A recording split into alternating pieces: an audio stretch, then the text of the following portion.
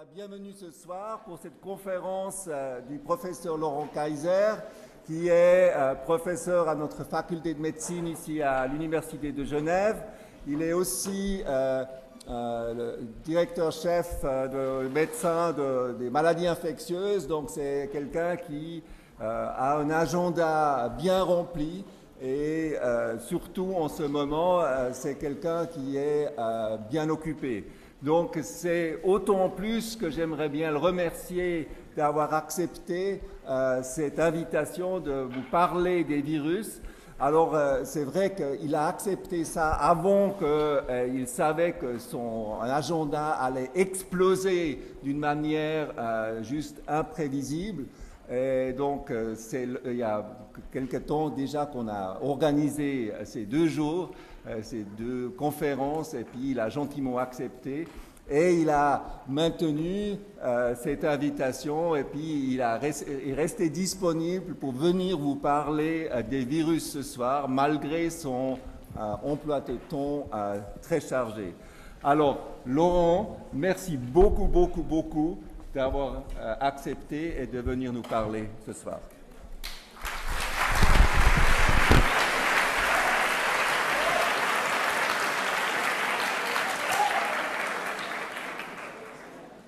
Bonsoir tout le monde, je suis impressionné du monde, j'espère que je vais réussir à vous tenir réveillés ces 45 prochaines minutes et que les applaudissements auront lieu plutôt à la fin qu'au début.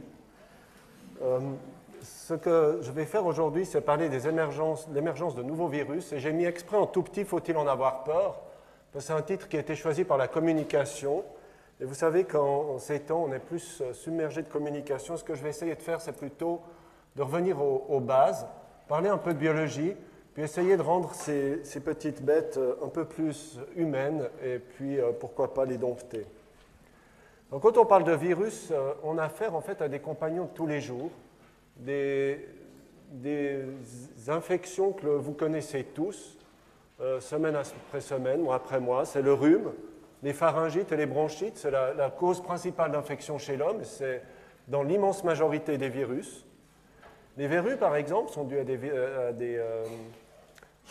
des virus. Le bouton de fièvre que vous pouvez observer de temps en temps chez votre voisin, ce qu'on appelle communément les gastro, la mononucléose, etc. Donc, en fait, ça fait partie de notre vie, c'est des parasites avec lesquels on vit et on doit vivre, et qui ne sont pas forcément des tueurs, donc il ne faut pas forcément avoir peur d'eux.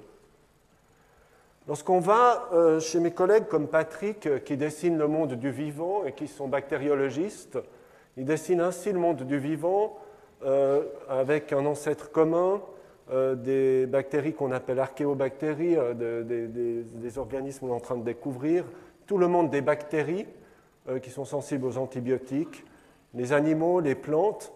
Puis là, au milieu, souvent, mes collègues oublient de parler des virus.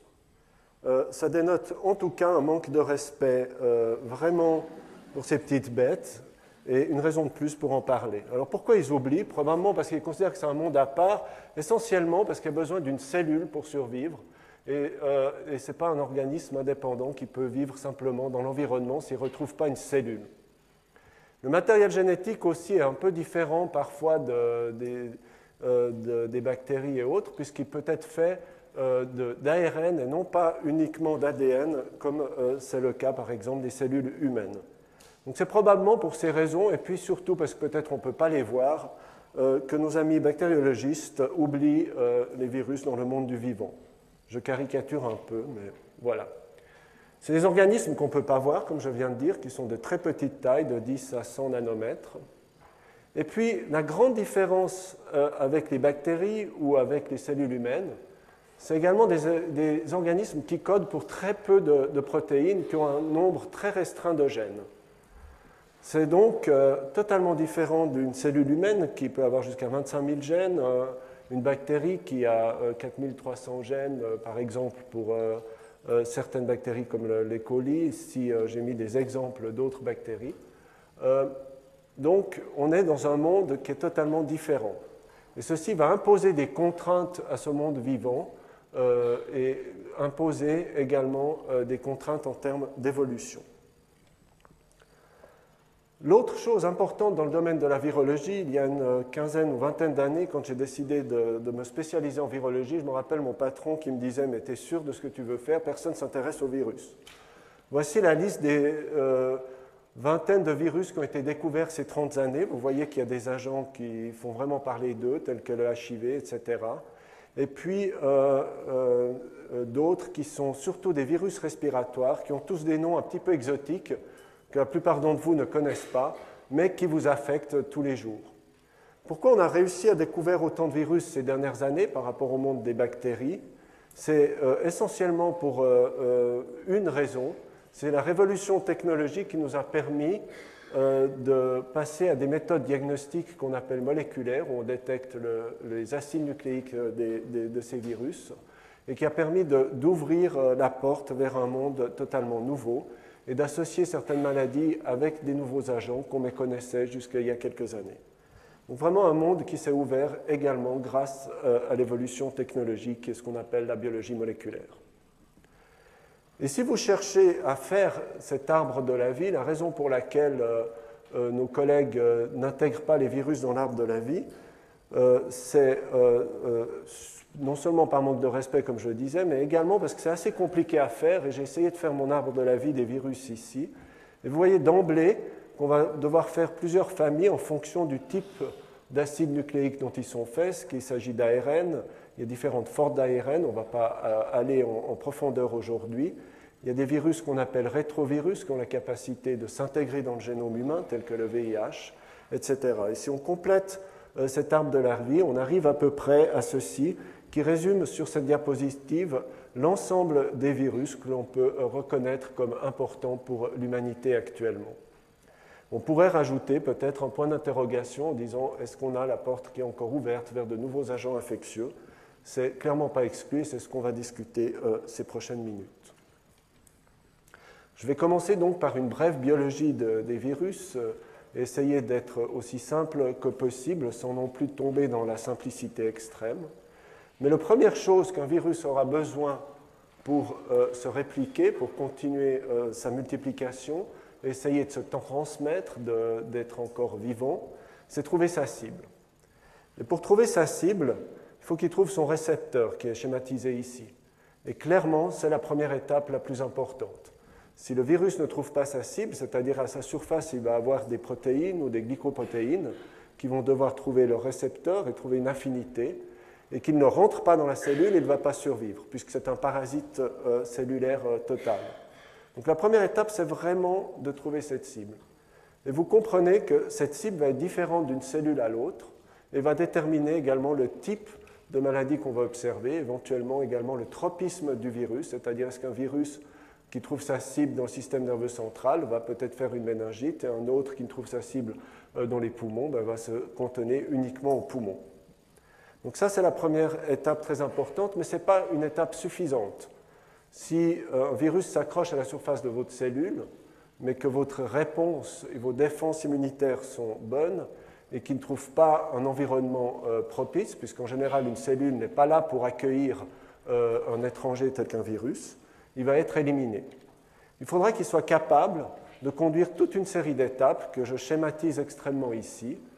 Tout d'abord, délivrer son matériel génétique dans la cellule, produire une série de protéines virales, répliquer ce matériel génétique, et j'ai mis ça en rouge parce qu'on va revenir là-dessus, parce que c'est une caractéristique importante des virus, et en particulier des virus qui ont comme matériel génétique l'ARN au lieu de l'ADN, pour produire ce qu'on appelle des nouveaux virions, des nouveaux virus, qui vont conduire ensuite à de nouveaux cycles et à perpétuer la survie de cet agent infectieux.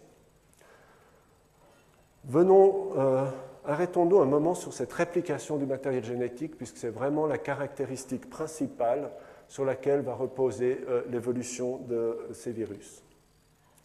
Lorsqu'on est dans une cellule humaine et qu'on schématise au maximum, lorsqu'on a du matériel génétique et qu'il y a une multiplication cellulaire, c'est probablement en grande partie vrai également pour les bactéries, vous avez une réplication fidèle du matériel génétique.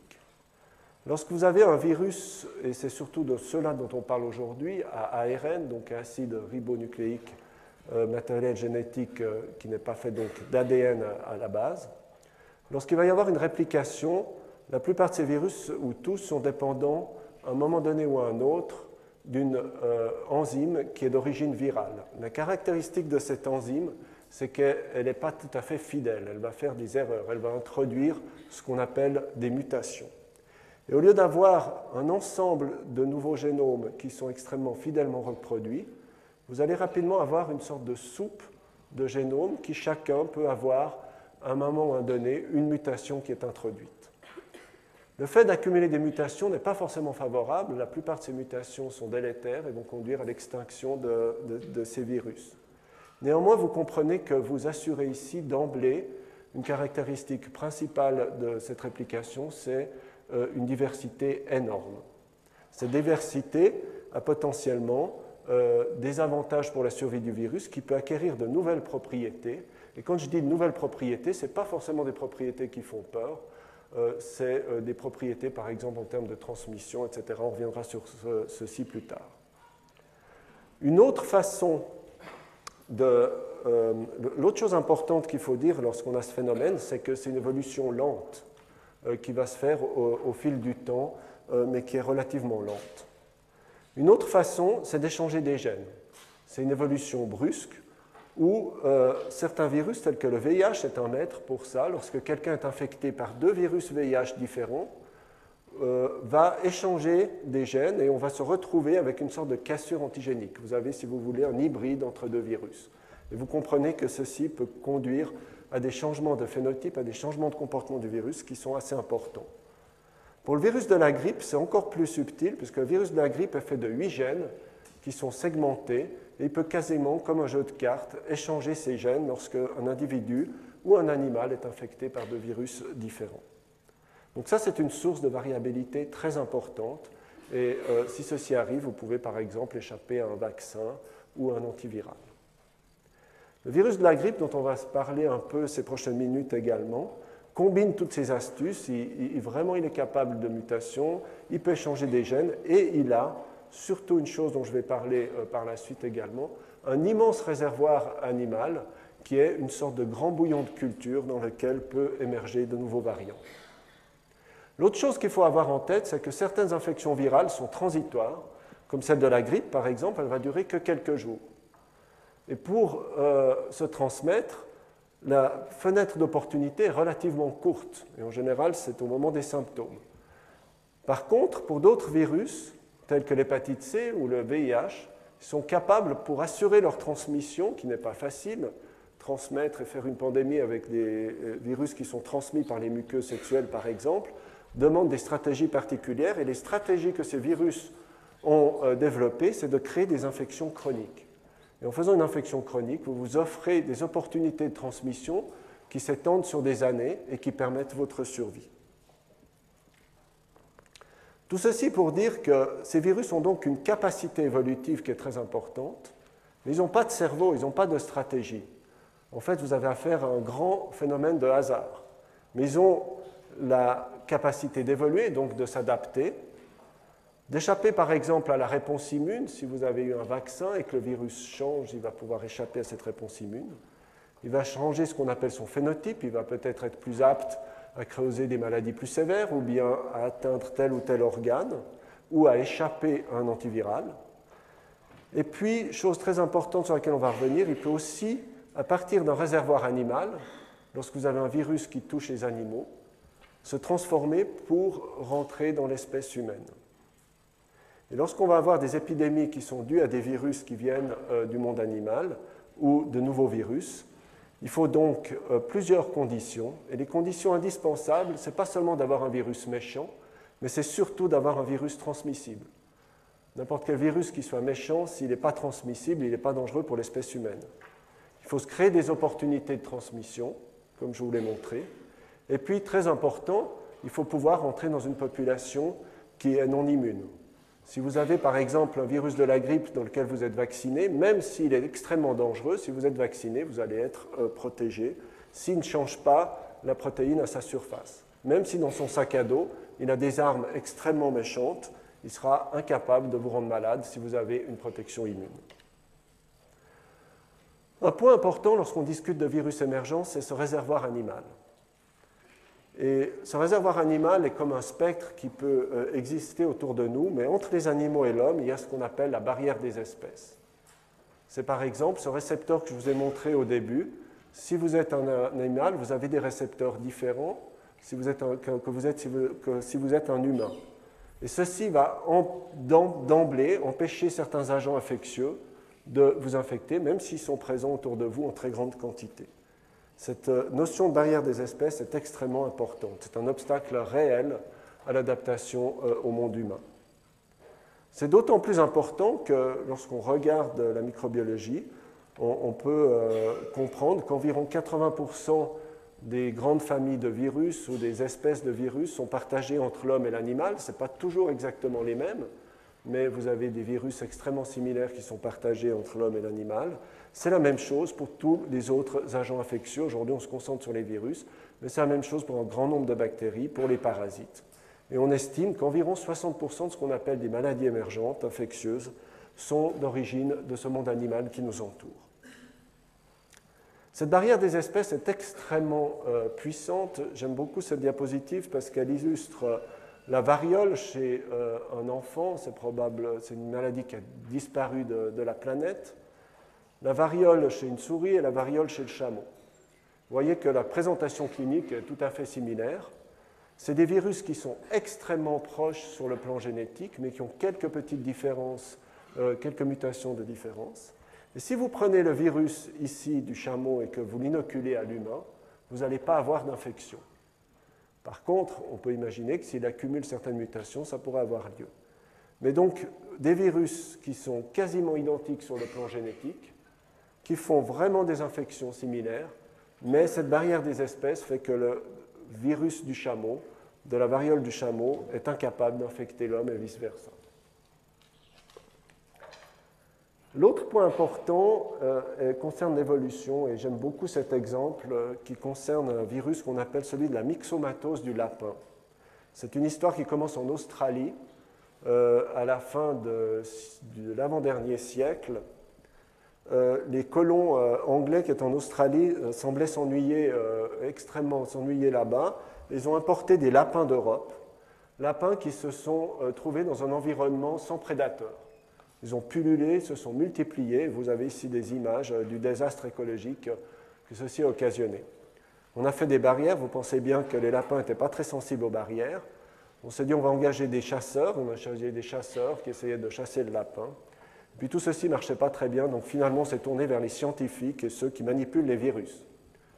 Et ces scientifiques connaissent un virus, celui de la myxomatose du lapin, qui, lorsqu'il est inoculé au lapin, tue 99% ou presque 100% des lapins. Ceci a été fait. Vous avez ici la barre noire qui représente la mortalité des lapins la première année de l'inoculation de ces lapins. On ne va pas aller dans les détails, mais très rapidement, après une année, vous voyez qu'ici, ce n'est pas tout à fait 100%, c'est 99%. Il est perduré environ 1% de lapins qui résistaient à cette infection. Et un virus peut-être qui s'est aussi adapté. Ce qu'on observe ici, c'est ce qu'on appelle une coévolution entre l'hôte et le virus. Le virus s'est adapté à son hôte, et éventuellement certains lapins, ceux qui avaient peut-être les oreilles noires et la queue blanche, eux se sont adaptés au virus et s'est transformé en maladie chronique. Et c'est très important de toujours avoir ça en tête. Tout ce qu'on discute aujourd'hui, ce n'est pas dans un environnement neutre. Cette pression de l'environnement est très importante et va influencer l'évolution de n'importe quel agent infectieux. Et un exemple qui est assez frappant est celui-ci de M. Obama en 2008 et en 2014. Vous voyez que la pression sélective de l'environnement a un effet tout à fait clair sur l'individu. Donc tout ça pour faire un peu le programme de ce qu'on va discuter maintenant. Et maintenant, je vais en venir à des choses un peu plus cliniques.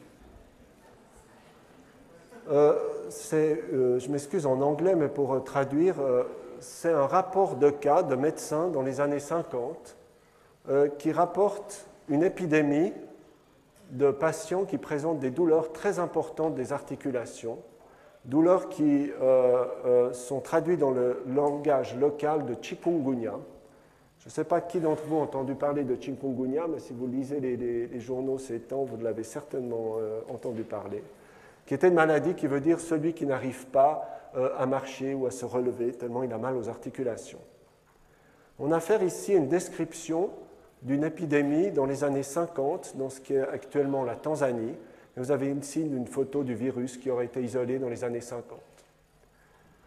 Ce qui est très important, ce que je veux dire ici, c'est que souvent les observations qu'on observe, ce n'est pas seulement la technologie, mais c'est aussi des épidémiologistes classiques, c'est aussi des médecins parfois astucieux et des gens qui sont sur le terrain et qui observent ce qui se passe et qui peuvent identifier rapidement quelque chose d'anormal. Ce chikungunya, avant 2007, c'est donc un virus avec un nom dont on se souvient une fois qu'on l'a vu, était connu essentiellement surfant sur un seul vecteur, qui est un moustique, ici l'Aedes aegypti. C'était une infection rare et je peux vous assurer qu'elle était inconnue de la plupart des médecins et en tout cas totalement inconnue de la plupart des généralistes ou des médecins praticiens aux HUG. Ça causait des infections uniquement sporadiques. Elle était connue sous forme de 2 familles de virus chikungunya, une première en Afrique de l'Est et centrale et du Sud, et puis une autre beaucoup plus rare en Inde. C'est pour ça que j'ai mis ici un virus vert et un virus jaune. Les couleurs sont importantes. Vous avez l'océan Indien au milieu. Qu'est-ce qui s'est passé en 2007 ? En 2007, ce virus, qui a sur sa surface, comme tous les virus, des glycoprotéines ou des protéines, avait en général à sa surface cette boule verte.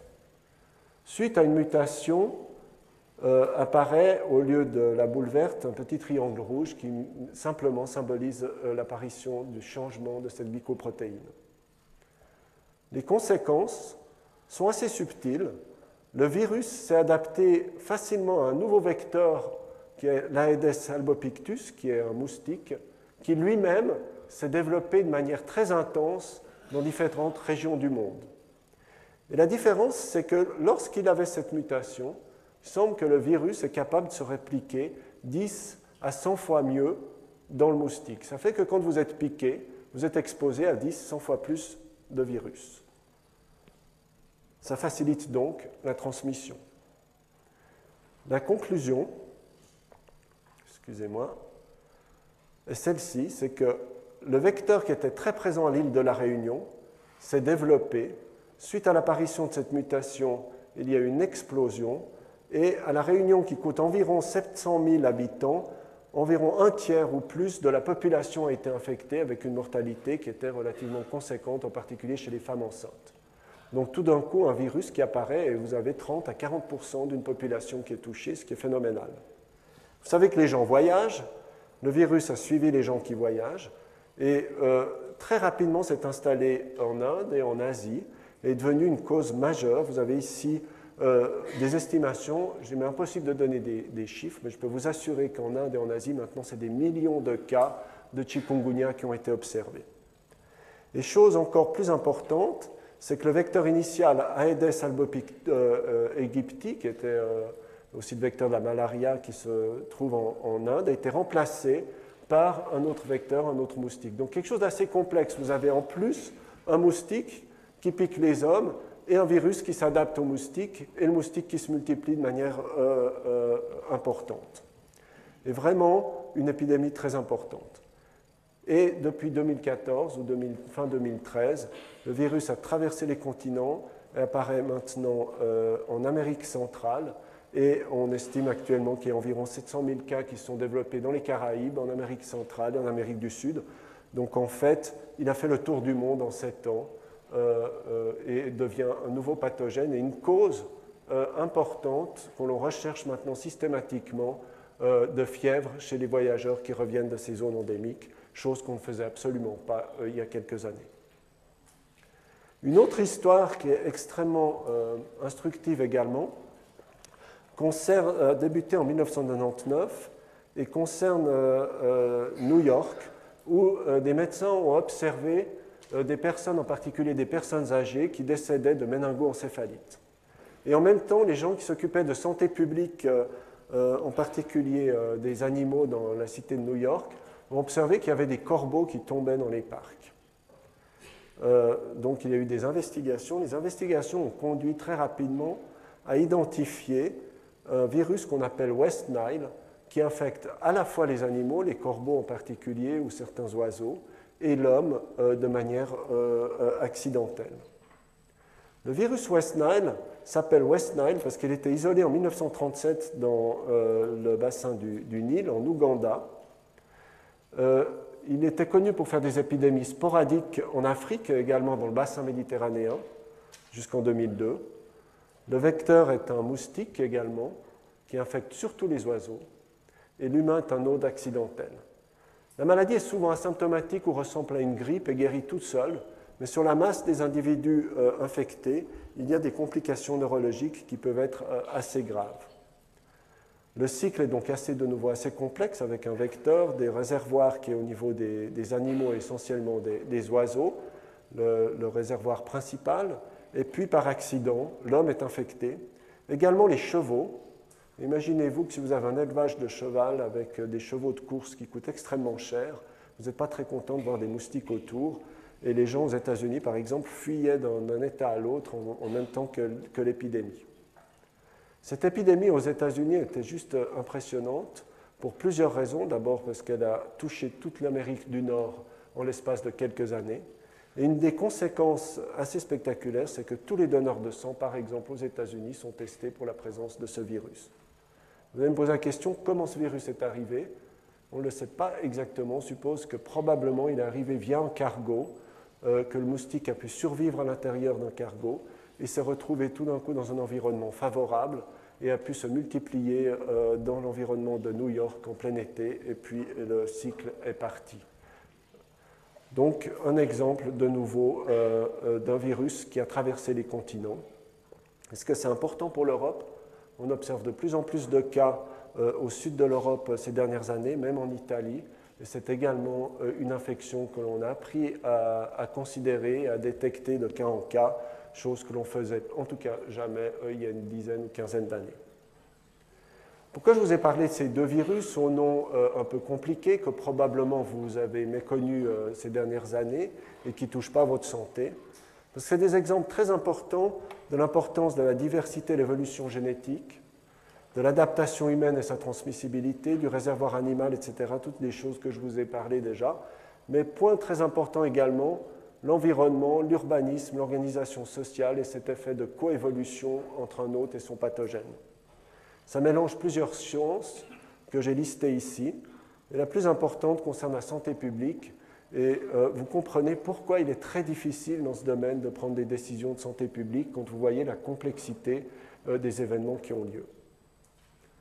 Et lorsqu'on parle d'environnement, je m'arrête 2 secondes sur 2 ou 3 points pour lesquels je ne suis en tout cas pas spécialiste, mais qui méritent d'être soulignés.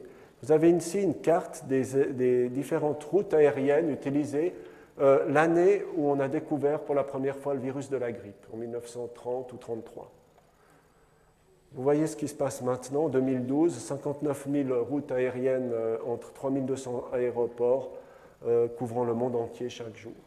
Donc, il est évident que non seulement les gens voyagent, mais également les agents infectieux. Et puis, il y a ces évolutions, ces changements climatiques, les inondations, des conditions de vie sociales qui peuvent également promouvoir toutes ces infections. Et on pourrait citer un exemple qui est également extrêmement instructif, c'est celui de la dengue, qui est une maladie dramatique dans certains pays, qui touche surtout les enfants avec des taux de décès très conséquents.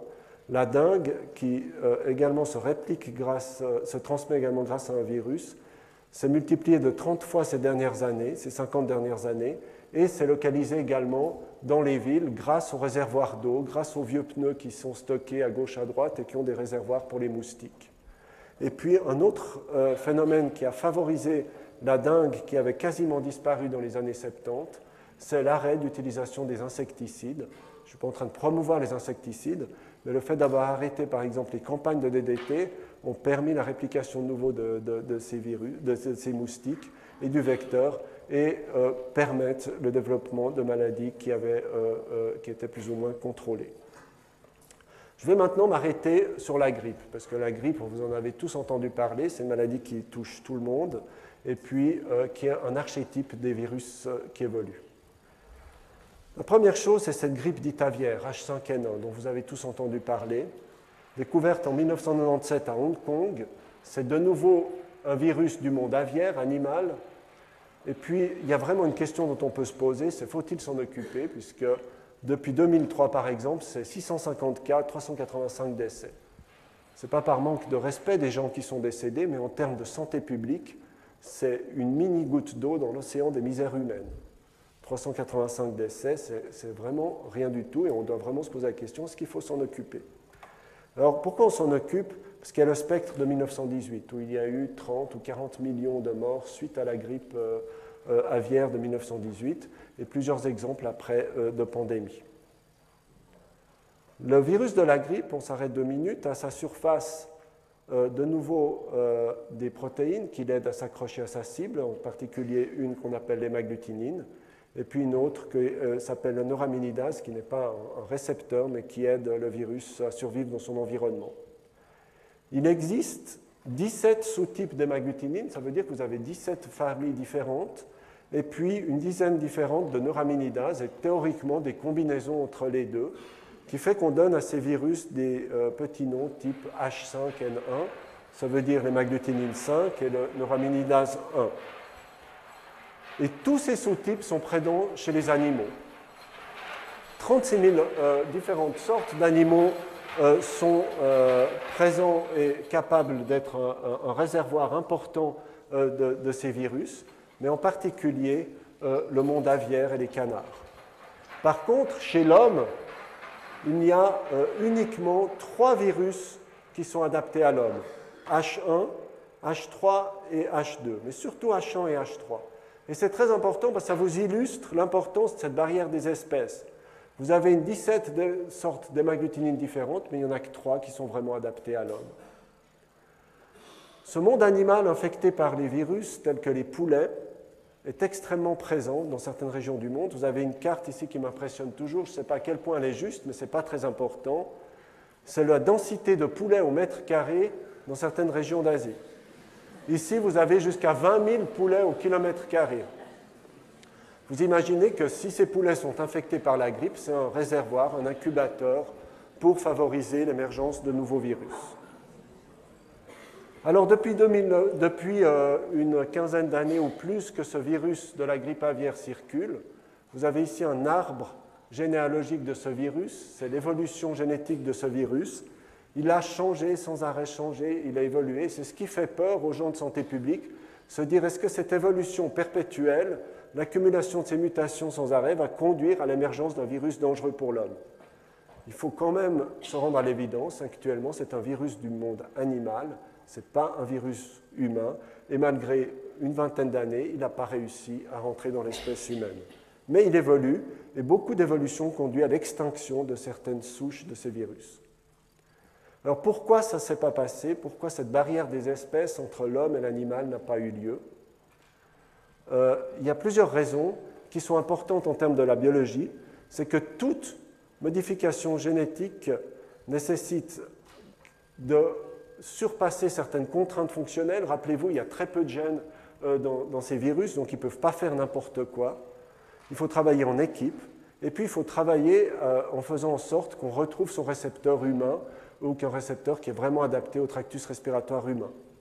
L'exemple du chikungunya que je vous ai montré, avec une seule mutation qui fait la différence, c'est en fait l'exception. En général, il faut plusieurs mutations et un phénomène de hasard qui est difficile à remplir. Alors, combien de temps faudra-t-il pour immuniser ce virus? C'est très difficile à le prédire. Dans la nature, je vais en parler un peu, mais en laboratoire, et c'est un problème important, ça peut prendre que quelques semaines. Vous avez ici une photo du virus de 1918 qui a été reconstitué en laboratoire à partir de traces génétiques qui ont été reconstituées. On a pu reconstituer ce virus. Donc ça, c'est un autre aspect que je ne discuterai pas aujourd'hui. Mais théoriquement, les scientifiques sont capables de créer des bombes biologiques dans le laboratoire relativement facilement, j'exagère, mais disons, c'est une possibilité. Donc en laboratoire, c'est possible de recréer ces virus. Par contre, dans la nature, les choses sont plus complexes. Nous avons ici le virus de 2009, celui de la grippe porcine de 2009, qui s'appelle H1N1. Ce virus est issu d'un échange de gènes de 3 virus qui ont d'abord infecté le porc, qui ont un peu évolué chez le porc, qui ont donné un certain nombre de gènes, et d'un autre virus qui a évolué pendant plusieurs dizaines d'années chez le porc. Et si vous retracez l'origine de tous les gènes du virus de 2009, de manière assez spectaculaire, la plupart d'entre eux remontent à 1918. Mais ils ont simplement évolué dans le monde animal avant de se retrouver à nouveau chez l'homme. L'espace-temps est de centaines d'années ici. Et en plus, essayez de vous dire, est-ce qu'un scientifique pourrait prédire qu'il faudra ces 3 virus, une centaine d'années chez le porc, pour avoir un virus qui réémerge chez l'homme? Chose totalement impossible à mes yeux. On observe ces évolutions génétiques en fait uniquement quand il va y avoir des maladies humaines particulières. Lorsque vous avez des pneumonies graves par exemple. Et j'aimerais m'arrêter sur 2 exemples récents. Le virus H7N9 en Chine, qui est un nouveau virus de la grippe aviaire et qui est peut-être plus important que le H5N1. Et puis ce virus coronavirus d'Arabie Saoudite, dont vous avez peut-être entendu parler ces 2 dernières années, qui est la cause de pneumonies graves. Ces virus sont capables de tuer 20 à 40% des gens qui sont infectés. Et 20 à 40, c'est énorme en médecine. La grippe saisonnière habituelle a une mortalité de l'ordre de 0,1 à 0,01%. Donc vous êtes dans des proportions qui sont totalement différentes. Le virus de la grippe aviaire dit H7N9 en 2013 a causé une épidémie fin 2013, essentiellement dans la région de Shanghai en Chine. C'est un virus qui de nouveau est issu de plusieurs animaux, 4 sources différentes, essentiellement des oiseaux migratoires. Essayez de surveiller l'évolution de la grippe chez les canards volants, vous verrez que ce n'est pas facile. Il n'avait jamais circulé chez l'homme, donc il n'y a pas de protection immune dans la population. Personne dans cette salle est immun à ce type de virus. Il a une affinité pour le système respiratoire, il se multiplie facilement dans les cellules respiratoires, mais clairement, il préfère infecter un oiseau plutôt qu'un homme. On est vraiment dans ce que j'appelle le yin et le yang du virus influenza, où il balance de préférence entre l'humain et le monde animal. Et vous comprenez donc de nouveau que la prédiction est difficile. Elle est tellement difficile que je vous ai montré le schéma tout à l'heure qui s'arrêtait ici. Et voilà ce qui s'est passé à la fin de l'année passée, au début de cette année. Une nouvelle épidémie, comme on a l'impression de voir les grippes saisonnières. Et la question, qu'est-ce qui va se passer en 2015? Est-ce que de nouveau on a un virus qui va pouvoir s'installer chez l'homme? Pour l'instant, il est confiné dans une zone géographique, mais vous imaginez que la Chine, c'est une zone géographique qui est extrêmement peuplée, avec des échanges de population énormes, et donc un endroit idéal pour faire germer une épidémie. Le coronavirus dont je vous parlais tout à l'heure, qu'est-ce que c'est ces coronavirus? En fait, si quelqu'un a le rhume dans la salle actuellement, je suis sûr qu'il y a plusieurs dizaines de personnes, il y a à peu près 9 chances sur 10 que ce soit un coronavirus. Il y a 4 espèces humaines, on s'en fiche des petits noms ici, ça c'est plus pour les biologistes pour donner l'impression qu'on est intelligent et qu'on est incompréhensible. Mais c'est la seconde cause d'infection des voies respiratoires. Il y a 2 espèces zoonotiques, une en 2003 qui s'appelle le SARS, pour ceux qui s'en rappellent, et celle dont je vais parler maintenant. Et le SARS, c'est une expérience très particulière qui a commencé à Hong Kong avec une personne infectée. Et juste un exemple, cette dame ici, qui était dans le même hôtel qu'un médecin chinois qui avait pris soin de patients infectés par le SARS, se sont croisés uniquement, probablement dans le même étage de l'hôtel, puisqu'ils habitaient dans le même étage, mais ils n'avaient aucune relation. Cette dame est rentrée à Toronto, ville similaire à Genève, a infecté son fils qui est venu le chercher à l'aéroport, qui est décédé. Mais avant de décéder, il a été hospitalisé. Et en étant hospitalisé, il a transmis l'infection à l'ensemble de ces personnes ici, qui sont du personnel soignant, et un certain nombre sont décédés. 400 cas, 44 décès, une quarantaine pour 25 000 résidents il y a une dizaine d'années à Toronto. Donc juste l'explication que ces virus émergents peuvent tout d'un coup traverser la planète.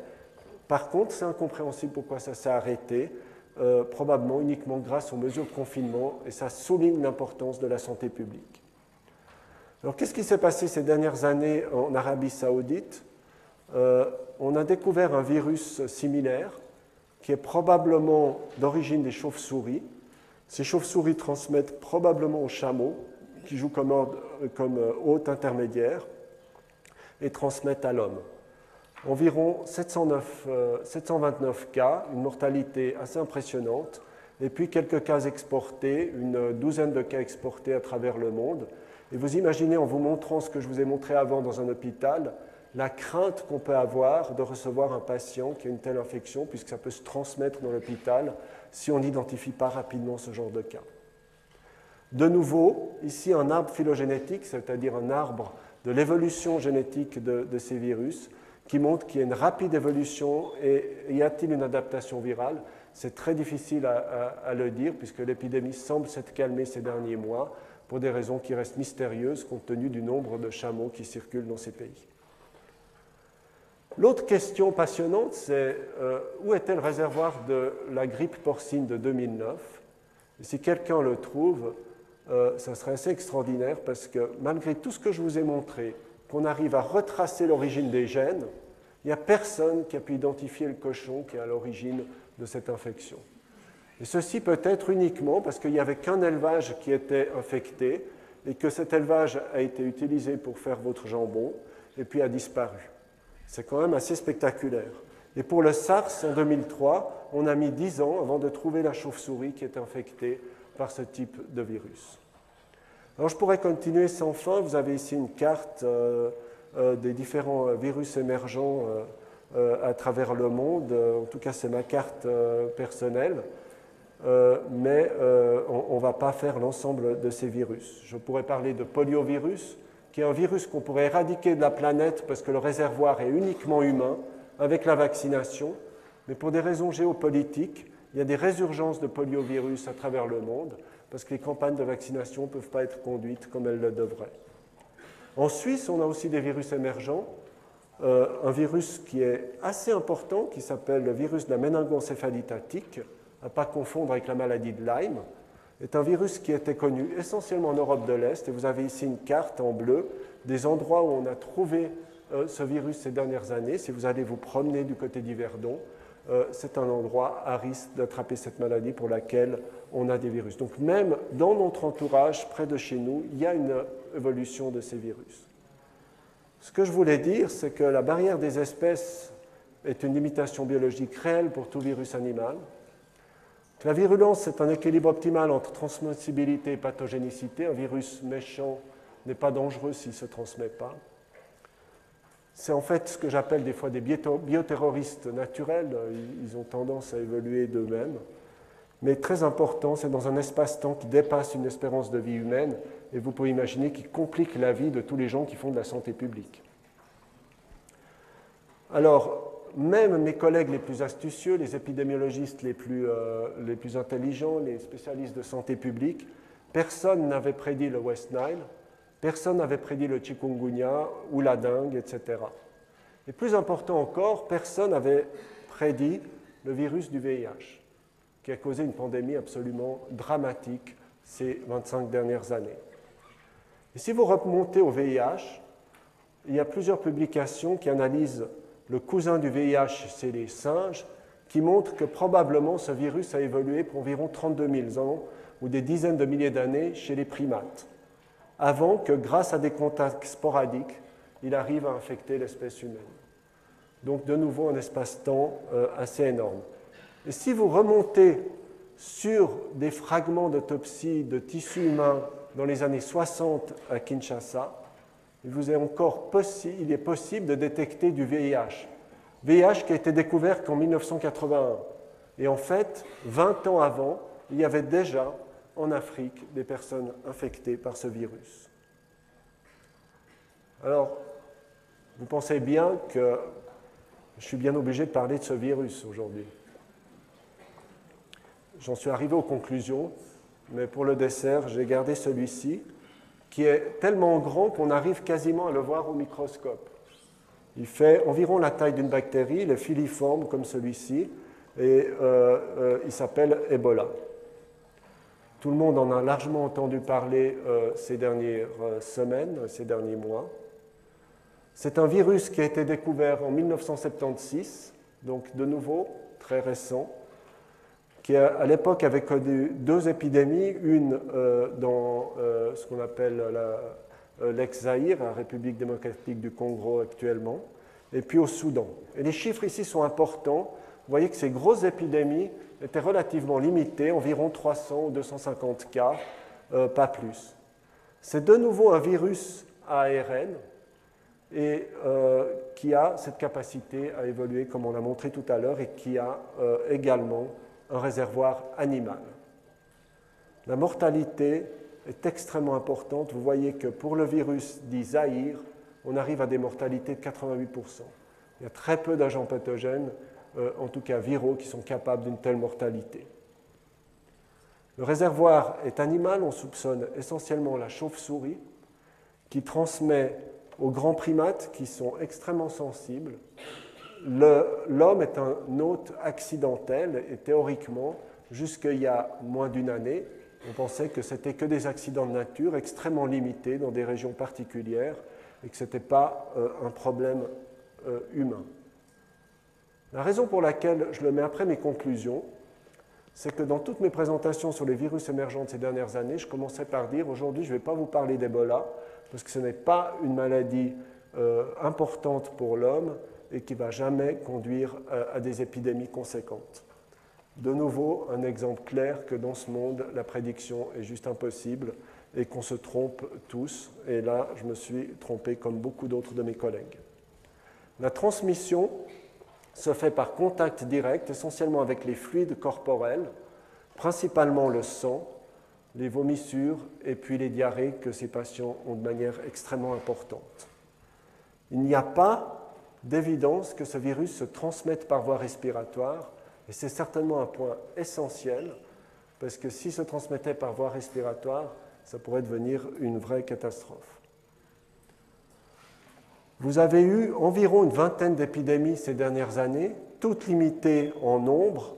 Comme je vous l'ai montré tout à l'heure, les plus grandes faisaient environ 300 cas, pas plus, ce qui est de nouveau une gouttelette dans l'océan des misères humaines, et puis étaient localisées essentiellement en Afrique du Centre.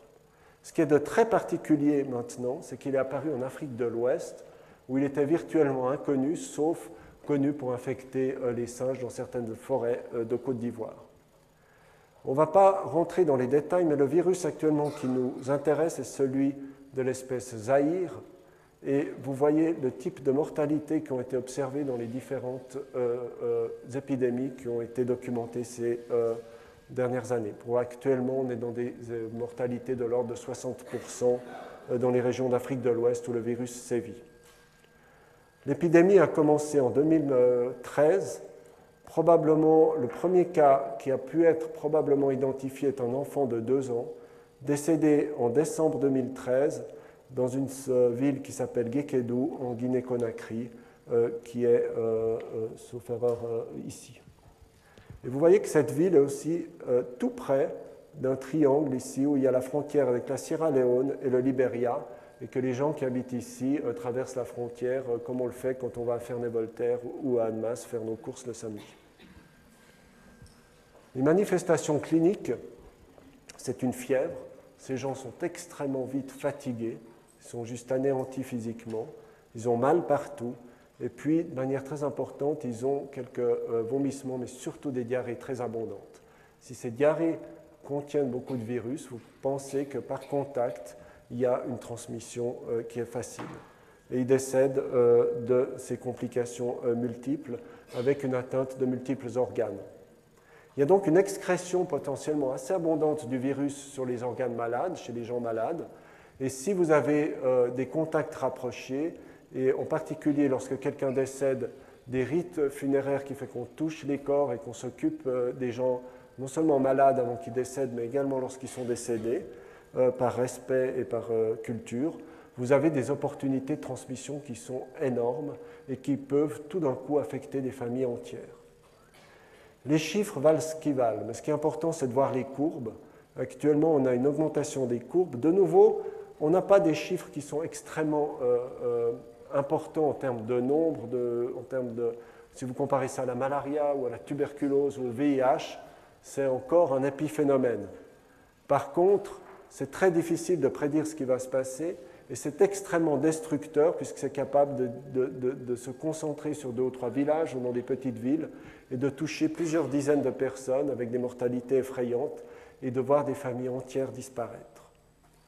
Voici la situation, par exemple, dans une ville comme Monrovia où les gens doivent faire la queue avant de pouvoir entrer dans un hôpital de fortune qui peuvent les accueillir.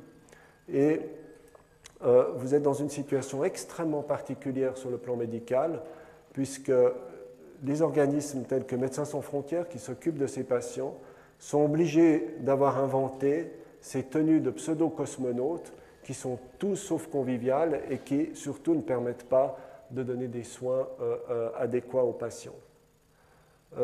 Cependant, ça s'avère absolument indispensable si vous voulez préserver le personnel soignant d'être contaminé, puisque l'autre photo que je pourrais vous montrer, c'est un ensemble d'hôpitaux qui sont totalement vides dans ce pays, uniquement parce que le personnel soignant a été touché. Et si vous avez plusieurs personnes d'infirmières, plusieurs dizaines d'infirmières ou de médecins qui sont infectés, dont environ 60% décèdent, vous pensez que ce sera très difficile de continuer à donner des soins. Donc les effets collatéraux de cette maladie, c'est essentiellement l'arrêt des soins primaires dans beaucoup de ces régions qui eux-mêmes vont engendrer une mortalité énorme puisque si vous êtes enceinte et que vous devez accoucher, que vous avez un accouchement difficile, vous restez à la maison ou vous le faites dans un taxi. D'autre part, les gens sont confinés dans des camps, les hôpitaux ne sont plus des hôpitaux publics, c'est extrêmement disruptif. Voici le genre de procédure auquel on doit se soumettre lorsqu'on sort d'un de ces camps avec des sprays du corps entier à base de chlore. Il y a très peu de gens qui sont capables de s'occuper de ce genre d'épidémie. Les hôpitaux locaux ont vite été débordés et Médecins sans frontières est certainement les grands spécialistes sur place, mais ils sont confrontés à une situation tout à fait nouvelle, puisqu'actuellement, jusqu'à présent, les épidémies étaient confinées à un seul endroit. Maintenant, vous avez des foyers répartis sur 3 pays. Il n'y a pas de gros foyers dans d'autres pays que la Sierra Leone, la Guinée et le Libéria. Mais vous imaginez que devoir installer des hôpitaux de fortune dans 3 pays de cette taille, c'est une aventure extrêmement difficile et en plus, il faut trouver du personnel et du personnel expérimenté. Je vous ai mentionné 3 pays. On ne sait pas à l'heure actuelle ce qui se passe dans des pays limitrophes. Vous imaginez bien que les virus, comme je vous l'ai montré, ne respectent pas les frontières. Et le Libéria, par exemple, a des très grandes frontières avec la Côte d'Ivoire et les gens traversent ces frontières régulièrement. L'OMS a réagi de manière importante ces dernières semaines en engageant des moyens absolument considérables pour essayer de répondre à cette crise qui, à mon avis, est une crise majeure de santé publique, une évolution virale, un virus émergent qui surprend tout le monde par son ampleur, qui surprend par sa gravité. C'est une souche qui est divergente du virus Zaïre dont je vous ai parlé tout à l'heure, qui est probablement évolue depuis 2004 sur la base des séquences génétiques qu'on a à disposition. Comme je vous l'ai dit, il a passé déjà de Guinée en Sierra Leone puis au Libéria. Je mets un point d'interrogation parce que je serais très surpris qu'il respecte les frontières. C'était initialement une zoonose, mais maintenant les animaux ne jouent plus aucun rôle puisque l'épidémie est vraiment interhumaine. Et ça, c'est une grosse différence. C'est que même si de temps en temps des animaux vont pouvoir infecter l'homme, actuellement ce qui se passe, c'est d'homme à homme, l'animal ne joue aucun rôle. Il y a clairement déjà une variation génétique, on peut voir évoluer ces virus.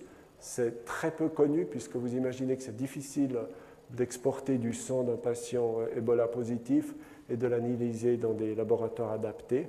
Mais le risque, c'est une adaptation et le passage à un virus qui s'adapterait à l'homme et peut-être aurait d'autres façons de se transmettre, et on espère en tout cas qu'il ne va pas s'adapter au tractus respiratoire pour devenir un virus de type respiratoire.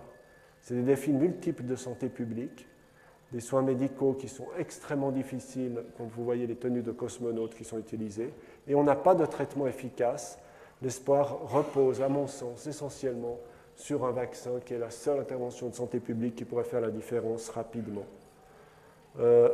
Voici un peu la face humaine de cette maladie Ebola, qui par ailleurs touche également les grands singes aient été identifiés comme une cause qui pourrait décimer certaines populations de singes dans les forêts d'Afrique.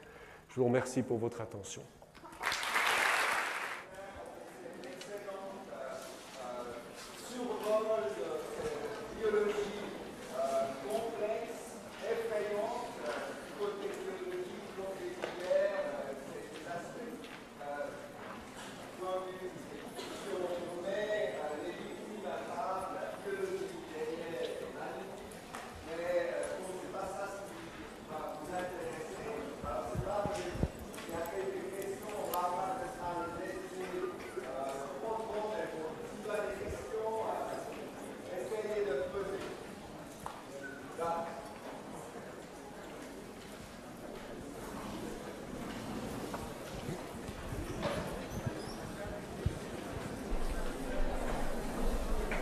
La vieille expression mise en quarantaine est-elle toujours observée en durée, en plus ou en moins? Excusez-moi, reposez. L'expression mise en quarantaine Oui. correspond toujours à une durée effectivement impérative, en plus ou en moins? Vous parlez pour l'Ebola ou pour... N'importe quel... En général, on ne met pas en quarantaine des gens qui sont asymptomatiques. On met en place des systèmes pour les gens qui auraient été exposés à un agent infectieux, d'être pris en charge sur le plan médical au cas où ils développent des symptômes. Mais par bonheur, pour beaucoup de ces maladies, sans symptômes, vous n'êtes pas infectieux. Donc la quarantaine est vraiment une mesure de santé publique qui est vraiment utilisée avec extrêmement de précaution et qui, à mon sens, en particulier pour l'Ebola, n'est vraiment pas utile.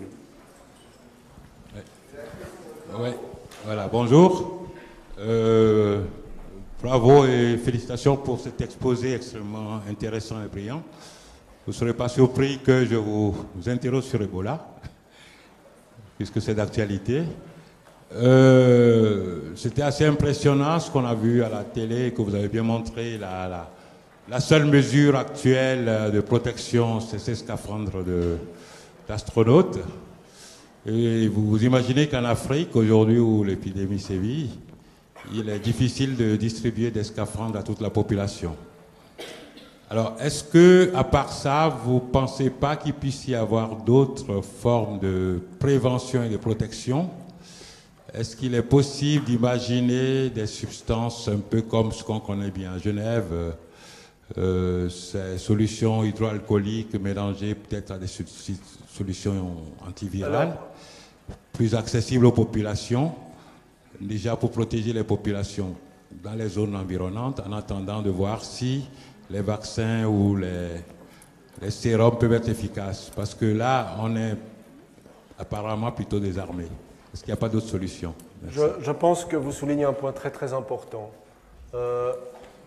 Sur place, il est inimaginable de continuer avec des moyens de protection comme ça sur l'ensemble des pays qui sont affectés.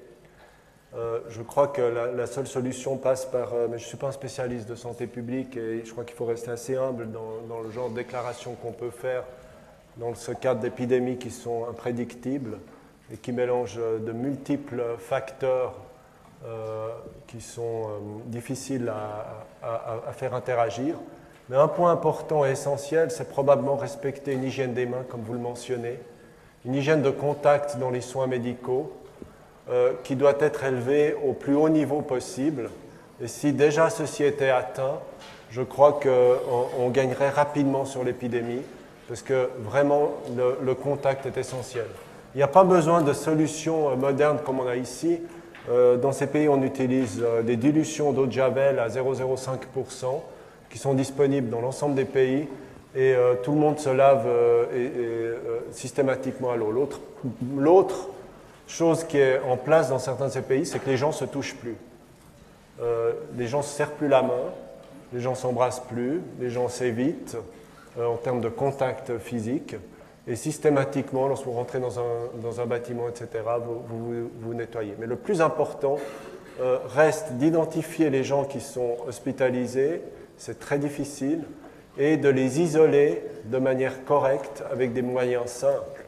Les tenues de cosmonautes sont l'extrême qui était clairement adéquat dans des épidémies localisées, mais qui se révèle ici un facteur difficile à gérer. Il est pourtant cependant très difficile de critiquer les gens qui les utilisent lorsqu'ils sont exposés à 60-80 patients par jour hautement infectieux.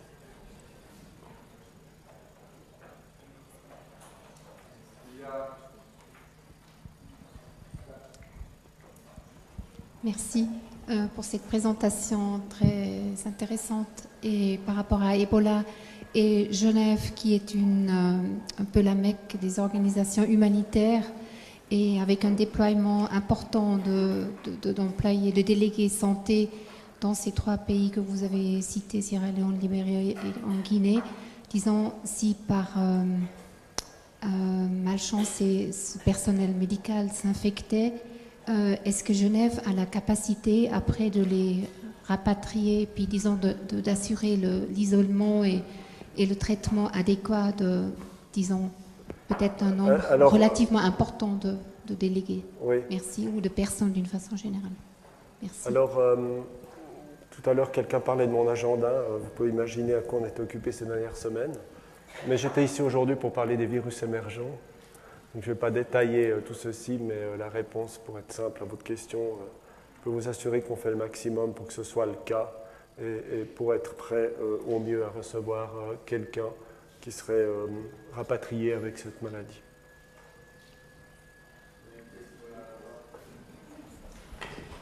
Salut Laurent. Moi, c'était plutôt juste un petit commentaire, puisque j'ai le privilège et l'honneur d'être avec Laurent sur le terrain, donc je reviens du Libéria tout comme lui. Et je crois que c'était très important, au-delà de toute la présentation scientifique qui a été faite sur le virus, de se rendre compte qu'on est dans une crise humanitaire. Et en fait, Ebola, si on se met en perspective, tout le monde parle de Ebola, mais si on regarde, Ebola a commencé il y a de nombreux mois, on est à peu près à 2300 morts sur 5 pays. Si vous mettez Haïti, 60 secondes, 250 000 morts. Ce qui tue, c'est la crise humanitaire qui est provoquée par Ebola. Ce qui tue, c'est la psychose mondiale qui s'est installée par rapport à, non seulement dans la communauté internationale où les organisations ne veulent pas aller, et aussi la psychose qui s'est installée dans le pays à proprement parler par une rupture totale du système de santé. Je disais à la radio hier, 43% de la population au Libéria, et c'est la même chose dans les pays avoisinants, a en dessous de 15 ans. Vous y ajoutez les femmes enceintes, les femmes allaitantes, vous êtes à la moitié de la population. Et en fait, ce qui a fait le berceau de l'éclosion de cette épidémie, c'est la faiblesse et l'absence de système de santé qui était déjà existant. Donc c'est évident que ce que disait Laurent par rapport à ça, on doit absolument promouvoir les choses. Et c'est du reste ce que va faire l'aide humanitaire suisse, puisque l'aide humanitaire suisse va vraiment s'engager très fortement dans ce domaine-là. Merci Olivier pour vous présenter. Olivier Agon est le médecin responsable de l'aide humanitaire suisse aux hôpitaux universitaires de Genève.